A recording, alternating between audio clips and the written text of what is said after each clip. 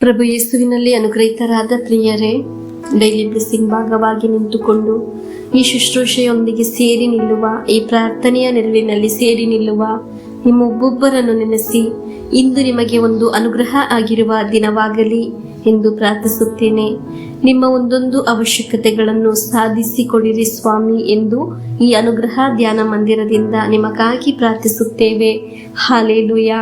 ಬಹಳ ನಿರೀಕ್ಷೆಯಿಂದ, ಪ್ರಾರ್ಥನೆಯಿಂದ ನಮಗೆ ದೇವರ ವಾಕ್ಯವನ್ನು ಶ್ರದ್ಧೆಯಿಂದ ಆಲಿಸೋಣ. ಮಾರ್ಕನು ಬರೆದ ಶುಭ ಸಂದೇಶ 6ನೇ ಅಧ್ಯಾಯ 46ರಿಂದ 51ರವರೆಗೆ ವಾಕ್ಯವನ್ನು ಆಲಿಸೋಣ. ಜನರನ್ನು ಬೀಳ್ಕೊಟ್ಟ ಬಳಿಕ ಯೇಸು ಪ್ರಾರ್ಥನೆ ಮಾಡಲು ಬೆಟ್ಟಕ್ಕೆ ಹೋದರು. ಕತ್ತಲೆ ಕವಿದಾಗ ದೋಣಿಯು ಸರೋವರದ ಮಧ್ಯೆ ಸಾಗಿತ್ತು. ಇತ್ತ ಯೇಸು ಒಬ್ಬರೇ ದಡದಲ್ಲಿದ್ದರು.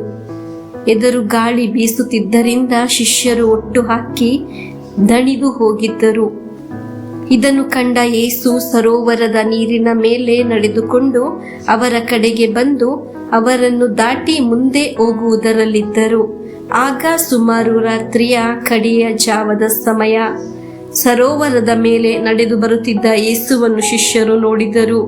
ಭೂತವೆಂದು ಭಾವಿಸಿ ಭಯದಿಂದ ಚೀರಿದರು. ಅವರೆಲ್ಲರೂ ಯೇಸುವನ್ನು ನೋಡಿ ದಿಗಿಲುಗೊಂಡಿದ್ದರು. ತಕ್ಷಣವೇ ಯೇಸು ಅವರೊಡನೆ ಮಾತನಾಡುತ್ತಾ, ಭಯಪಡಬೇಡಿ, ಬೇರೆ ಯಾರೂ ಅಲ್ಲ, ನಾನೇ, ಧೈರ್ಯದಿಂದಿರಿ ಎಂದು ಅವರೊಡನೆ ಮಾತಾಡಿ ದೋಣಿಯನ್ನು ಹತ್ತಿದರು. ಆಗ ಎದುರು ಗಾಳಿ ನಿಂತು ಹೋಯಿತು. ಶಿಷ್ಯರು ಬೆಕ್ಕಸಬೆರಗಾದರು. ಅವರ ಬುದ್ಧಿ ಮಂದವಾಗಿತ್ತು.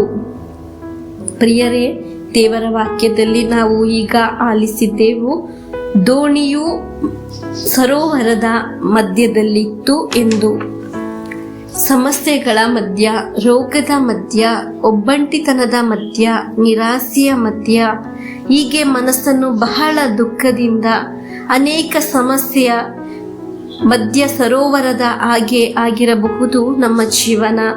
ಮನಸ್ಸು ಸತ್ತು ಹೋದ ಹಾಗೆ ಆಗಿರಬಹುದು. ಅನೇಕ ಕಾರ್ಯಗಳನ್ನು ಕಂಡು ಭಯಪಟ್ಟು ಕುಸಿದು ಬಿದ್ದು ಗೋಳಾಡುವ ಅವಸ್ಥೆ ಆಗಿರಬಹುದು.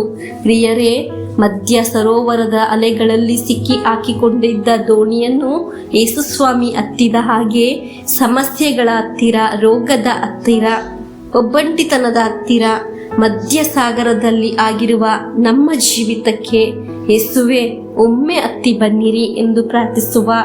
ದೇವರು ನಮ್ಮ ಜೀವನಕ್ಕೆ ಹತ್ತಿ ಬರುವಾಗ ನಮ್ಮ ಜೀವನದ ಎಲ್ಲ ಅವಸ್ಥೆಗಳು ಬದಲಾವಣೆ ಉಂಟಾಗುತ್ತದೆ. ಇಂದು ಆಲಿಸಿದ ದೇವರ ವಾಕ್ಯದೊಂದಿಗೆ ಯೇಸುಸ್ವಾಮಿ ನಮ್ಮ ಜೀವನಕ್ಕೆ ಬರುತ್ತಾರೆ. ಯೇಸುವಿನ ಸಾನ್ನಿಧ್ಯ ನಮ್ಮ ಕುಟುಂಬದಲ್ಲಿ ತುಂಬುತ್ತದೆ. ದೇವರು ನಮ್ಮ ಜೀವಿತದಲ್ಲಿ ಬರುವಾಗ ನಮ್ಮ ಅವಸ್ಥೆಗಳು ಬದಲಾಗಿ ಅದ್ಭುತಗಳು ಸಂಭವಿಸುತ್ತದೆ. ಮೇಲೆ ಎದ್ದ ಅಲೆಗಳು ಶಾಂತತೆ ಬಂದ ಹಾಗೆ ಪ್ರಿಯರೇ, ಯಾವ ಸಮಸ್ಯೆಗಳು ಆದರೂ, ಯಾವ ಸರೋವರದ ಮಧ್ಯದಲ್ಲೂ ಆದರೂ, ಸಮಸ್ಯೆಗಳು ಕುತ್ತಿಗೆಗೆ ಬಂದಿದ್ದರೂ ಒಂದು ದೋಷ ನಿನ್ನ ಜೀವಿತಕ್ಕೆ ಬರುವುದಿಲ್ಲ. ದೇವರು ನಿನ್ನ ಜೀವನಕ್ಕೆ ಬರುತ್ತಾ ಇದ್ದಾರೆ. ಹಾಲೆಲೂಯ. ದೇವರು ನಿನ್ನ ಜೀವನವನ್ನು ಆಶೀರ್ವದಿಸಿದ್ದಾರೆ. ಈನ ಅವಸ್ಥೆಯಿಂದ ನೀನು ವಿಜಯದೊಂದಿಗೆ ಜೀವಿಸುತ್ತೀಯ. ನಿನಗೆ ದೇವರ ಅನುಗ್ರಹ ಉಂಟಾಗುತ್ತದೆ. ದೇವರ ಸನ್ನಿಧಿಯಿಂದ ಕಣ್ಣೀರಿಡುವ ನಿನ್ನ ಜೀವಿತಕ್ಕೆ ದೇವರು ಬರುತ್ತಾರೆ. ಹಾಲೆಲೂಯ. ನಮಗೆ ಪ್ರಾರ್ಥಿಸೋಣ. ಪ್ರಭುವೇ, ನಿಮ್ಮ ಅದ್ಭುತಕರ ನನ್ನ ಮೇಲೆ ಚಾಚಿರಿ. ದೋಣಿಯಲ್ಲಿ ನೀವು ಹತ್ತಿದ ರೀತಿ ನನ್ನ ಜೀವನಕ್ಕೆ ನೀವು ಬನ್ನಿರಿ. ಹೀಗೆ ಪ್ರಾರ್ಥಿಸಿಕೊಂಡು ನಮಗೆ ಈ ದಿನವನ್ನು ಪ್ರಾರಂಭಿಸೋಣ.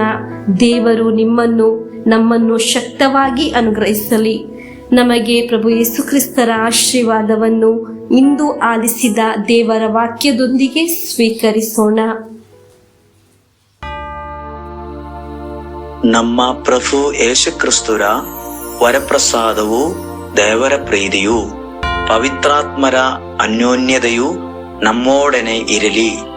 ರೋಗಗಳಿಂದ, ಅಪಘಾತದಿಂದ, ದುರ್ಮರಣದಿಂದ, ಅಗಾಲಿದ ಮರಣದಿಂದ, ಅಸೂಯೆಯಿಂದ, ಮೋಸೆ ವಂದನೆಯಿಂದೆല്ലാം ದೇವರು ನಮ್ಮನ್ನು ಸಂರಕ್ಷಿಸಲಿ.